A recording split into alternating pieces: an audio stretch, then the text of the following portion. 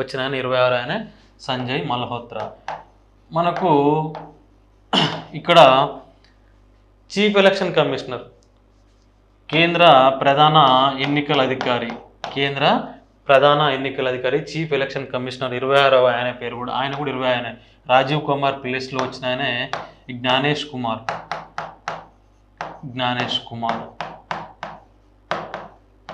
గణేష్ కుమార్ కాదండి, జ్ఞానేష్ కుమార్ గుర్తుంచుకోవాలి.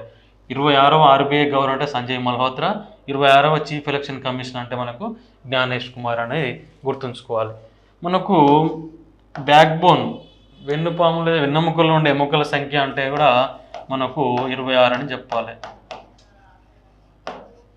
ఓకేనా.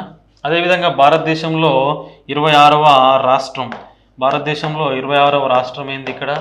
ఛత్తీస్గఢ్. 26వ రాష్ట్రం భారతదేశంలో ఛత్తీస్గఢ్. ఇది 2000 సంవత్సరం నవంబర్ 1న ఏర్పడ్డది. ఇది భారతదేశంలో 26వ రాష్ట్రం. అదేవిధంగా 26వ ఆర్టికల్ కూడా ఉంటుంది మనకు, అంటే మత బోధన, మత స్వేచ్ఛ అనేది దీనికి సంబంధించిన ఆర్టికల్ 26.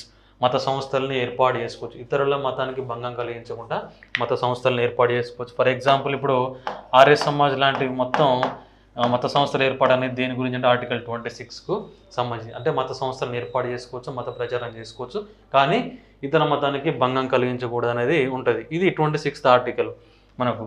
అదేవిధంగా దళితులకు నిజాం కాలంలో, నిజాం రాజ్యంలో దళితులకు 26 పాఠశాలను ఏర్పాటు చేసిన వ్యక్తి ఎవరంటే మనకు భాగ్యారెడ్డి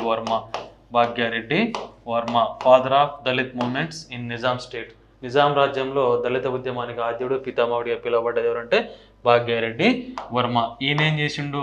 దళితుల కోసం 26 పాఠశాలను ఏర్పాటు చేయించాడు. ఓకేనా, ఇది ఒక అంశం. మనకు తెలంగాణ మూవ్మెంట్కి సంబంధించి చదువుకున్నప్పుడు ఓయూజేఏసీ, ఈ ఓయూజేఏసీకి సంబంధించి 26 విద్యార్థి సంఘాలతో ఏర్పడ్డది. ఓయూజేఏసీ 26 విద్యార్థి సంఘాలతో ఏర్పడ్డది. ఆ ఓయూజేఏసీకి చైర్మన్గా పిడమర్తి రవి అనేట ఆయన పనిచేసిండు.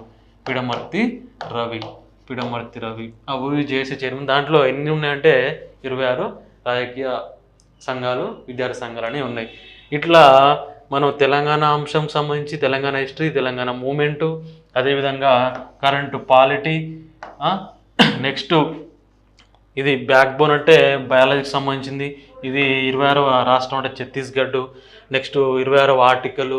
ఇట్లా 26 అనగానే మనకి ఎన్ని అంశాలు గుర్తుకు రావాలి? 26 పాఠశాలలు, దళితుల కోసం 26 పాఠశాలను ఏర్పాటు చేయించిందంటే భాగ్యారెడ్డి వర్మ, గుర్తుంచుకోవాలి.